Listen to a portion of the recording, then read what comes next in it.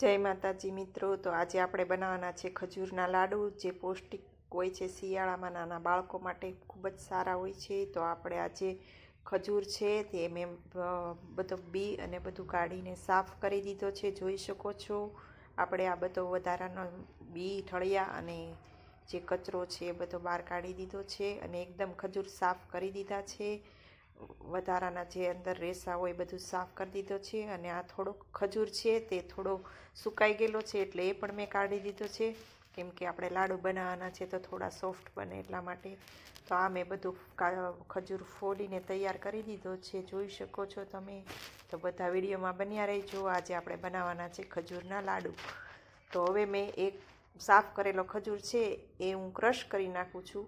આટલો ક્રશ કરી દીધો છે અને બીજો ક્રશ કરું છું, કારણ કે થોડો થોડો કરવો પડે, ખજૂર ચીકણો હોય એટલા માટે, મિક્સરમાં જલ્દી થાય નહીં એટલા માટે આપણે હવે બીજી વાર પણ ક્રશ કરવા મૂકી દીધો છે। ખજૂર ક્રશ થઈ જાય પછી આપણે આગળ રેસીપી બતાવીએ કે ખજૂરના લાડુ પૌષ્ટિક શિયાળામાં ખૂબ સારા એવા ગુણવર્ધક કેવી રીતે બનાવવા।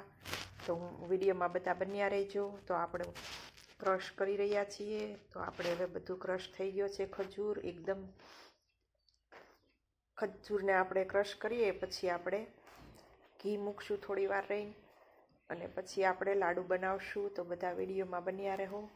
આ ક્રશ થઈ ગયેલો છે, જોઈ શકો છો, અને આપણે એ બધો બાઉલમાંથી બહાર કાઢી લીધો છે। તો હવે આપણે વિડીયોમાં આગળ બધા બન્યા રહેજો। તો હવે ખજૂર આપણે થોડો આખો રહી ગયો હોય તો ચપ્પુની મદદથી આપણે થોડો છૂટો પાડી દઈએ। હવે કાજુને બદામ લઈ લઈએ।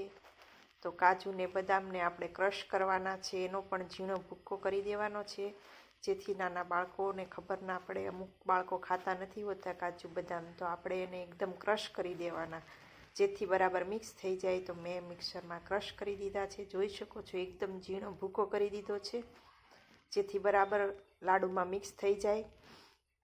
એકદમ મેં બારીક ઝીણો જ કર્યો છે, જેથી ખબર ના પડે, કારણ કે અમારે ઘરે નાના છોકરા છે તે ખાતા નથી, માટે આવી રીતે આપણે જુગાડ કરવો પડે છે। તો જોઈ શકો છો આપણે આ ઝીણો એકદમ ક્રશ કરી દીધું છે કાજુ બદામનો ભૂક્કો।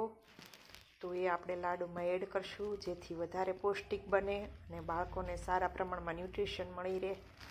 તો આપણો ભૂક્કો તૈયાર છે એકદમ સરસ। અને હવે આપણે ઘી મૂકશું, બધા વિડીયોમાં બન્યા રહેજો। ઘી મૂકવાનું છે હવે ગરમ થવા માટે। તો આપણે દેશી ઘી લીધું છે, એના આપણે લાડુ બનાવવાના છે। તો દેશી ઘી મૂકી દઈએ છીએ આપણે ગરમ થવા માટે।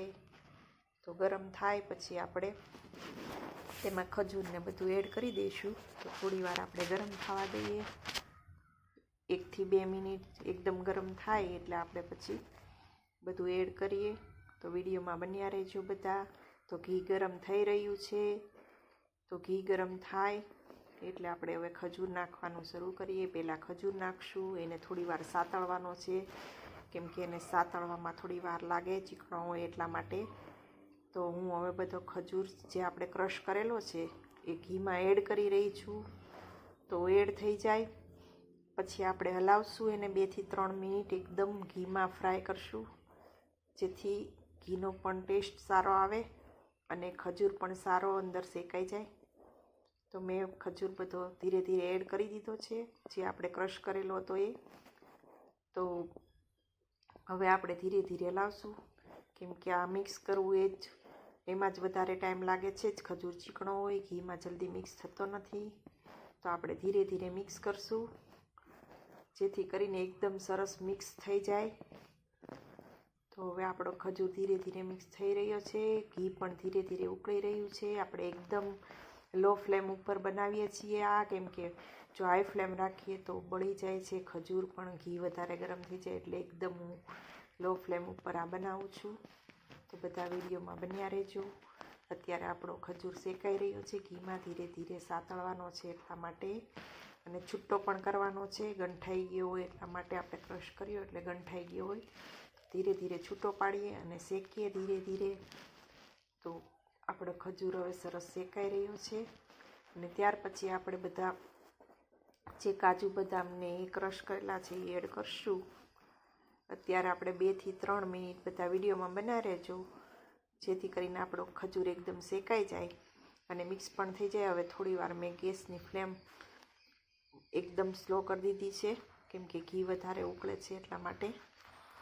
તો સરસ શેકાઈ જાય પછી મેં હવે કાજુ બદામનો ભૂકો એડ કરી દીધો છે અને હવે આપણે પાછું થોડી વાર ધીરે હલાવી અને બધું મિક્સ કરવાનું છે, કેમ કે ખજૂર ચીકણો હોય એટલે વધારે મિક્સ થતાં બહુ વાર લાગે છે. તો કાજુ બદામ એડ કરી દીધા છે અને હવે પાછા આપણે ધીમા તાપે એને મિક્સ કરશું, જેથી કાજુ અને બદામનો ભૂકો પણ શેકાઈ જાય. તો આવી રીતે મેં મિક્સ કરી દીધું છે, જોઈ શકો છો.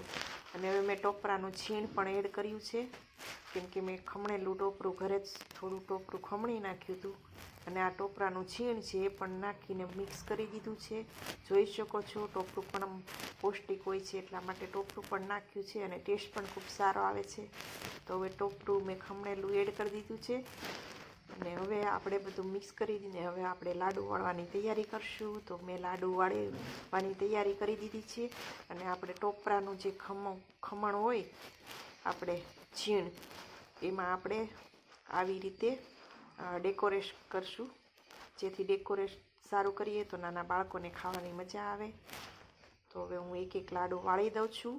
વિડીયોમાં બધા બન્યા રહેજો. બધા લાડુ તૈયાર થાય એટલે બતાવું કે કેવા દેખાય છે. તો ટોપરાના છીણમાં આવી રીતે આપણે લાડુ બનાવીને તૈયાર કરી રહ્યા છીએ, જેથી કરીને નાના બાળકોને ખાવાની ખૂબ મજા આવે છે. તો લાડુ મારા બધા વળી જાય એટલે વિડીયોમાં બન્યા રહેજો. તો આપણા લાડુ હવે થઈ ગયા છે રેડી. તો લાડુ કેવા લાગ્યા બધા કોમેન્ટમાં જણાવજો.